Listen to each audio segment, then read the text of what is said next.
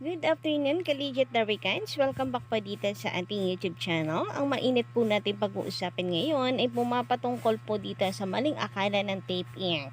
Yan po ang mahirap yung mga akala na hanggang akala lang naman. Dahil hindi naman po mangyayari at matutupad kung ano man po itong binabalak po nila. Ngayon pa lamang, binabalaan na po agad ng mga netizen ang tape ink na wala po silang mapapala kahit ano po ang gawin nila at lalong higit po tuwing mas lalo po nilang inaabuso ang TVJ ay bad karma lang ang nag-aantay sa kanila. And of course, ang isa rin po sa ating pag-uusapan ay patungkol dito sa mga ganap kanina sa EAT, original and branded po ni Itbulaga. So, pag-uusapan din po natin ang online views compare po dito sa Itbulaga ng tape. Pero bago po natin simulan yan, kung hindi pa po kayo nakaka-subscribe dito sa ating YouTube channel, maaari nyo pong pindutin ang subscribe button and notification box para kayo po ay maging updated at una sa mga inilalabas po nating mga balita. And ganun din sa mga masusugid natin taga-subaybay, magandang hapon, big shout out po sa inyo, lalong higit sa mga nandito ngayon na nakatambay sa ating channel at nakikinig. Narito na naman nga po si Kendara, ang inyong collegiate Adabrikites na maghahatid sa inyo ng mga latest na balita. And eto nga, simulan po natin ang ating balitaan sa mga naganap kanina sa EAT. So sa mga team online dyan, ayan, grabe nga po yun. Twinning itong si Ellen at saka si Maine Mendoza. Ayan, parehas po yung suot nilang damit, no? And meron pong botohan. May botohan pong ipinost sa Instagram po ata to, no? O sa Twitter. Basta sa social media account po ng TVJ kung sino daw po ang who wore it better. Yun yung term. And then, mas marami kay Maine kasi dun daw sila sa original pa din. Pero, katuwaan lang naman po ito. And hindi naman po nagkamali ang TVJ dahil talagang tayo po ay lap trip din talaga kanina habang nanonood. So ayan nga no, nung una talagang confused din itong si Mengay. Tapos ayan, naging lap trip lang din po yung mga pangyayari.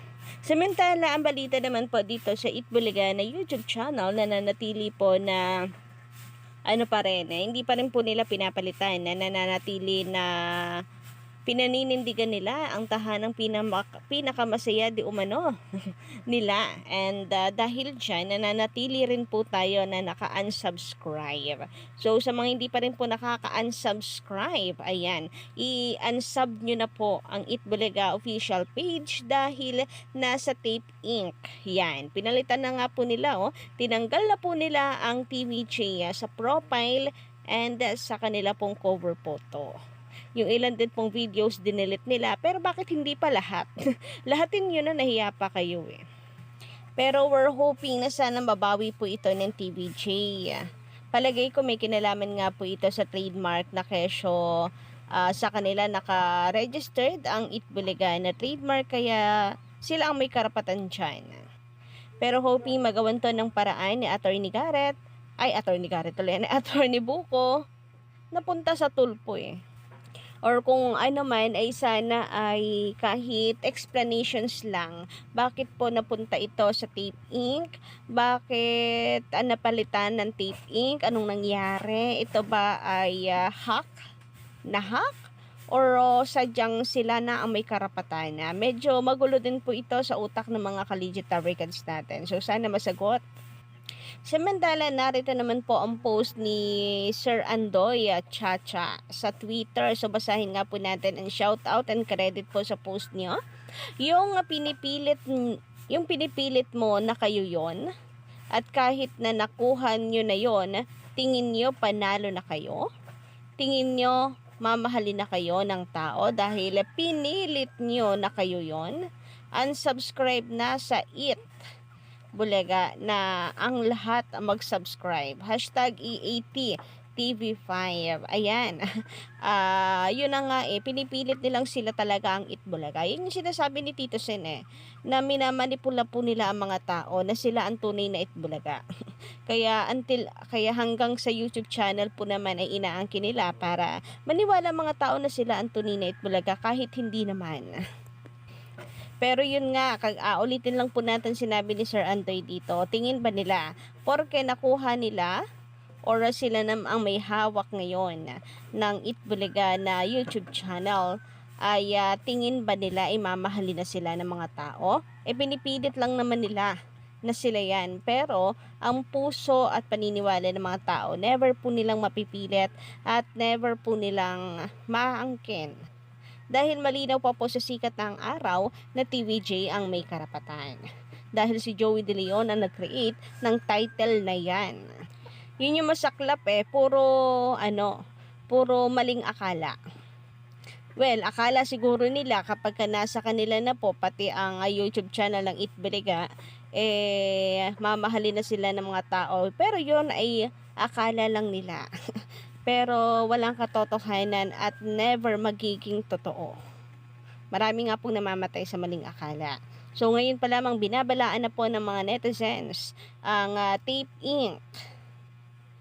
na never nilang makukuha ang pagtanggap, respeto, lalong higit ang titulo na Itbulaga.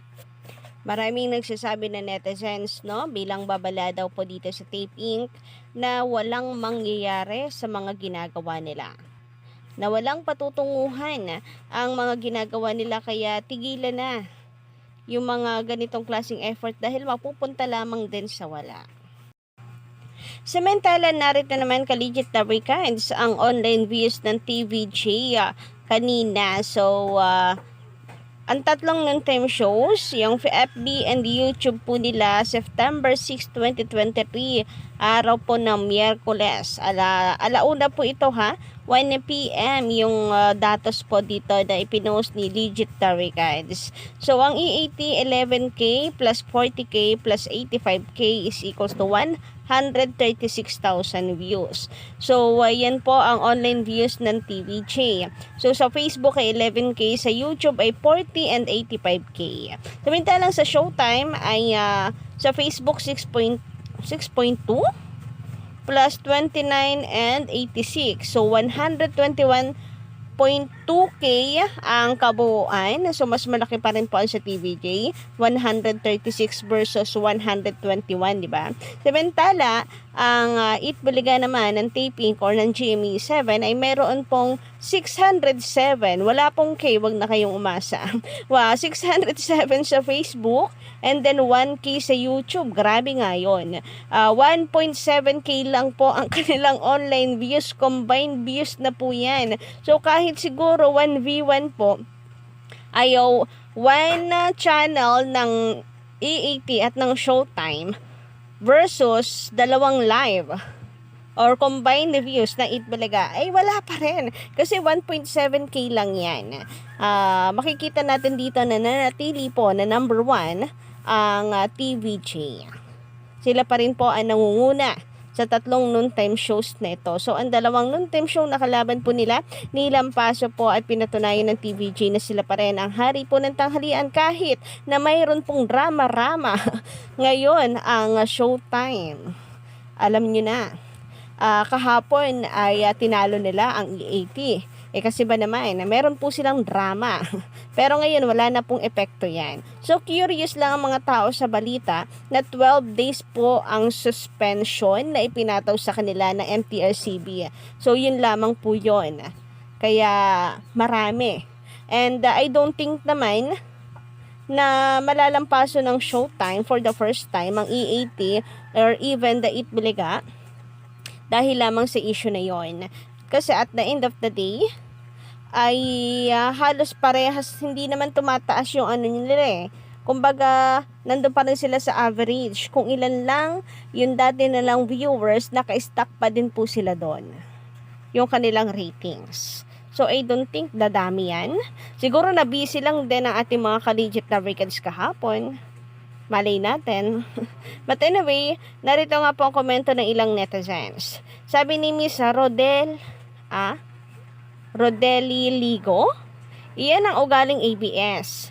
Gaya noong hearing sa Congress. Ay, katakot-takot na paglabag na sa batas. Pero pinagpipilitan ng mga namumuno na wala daw silang nilalabag.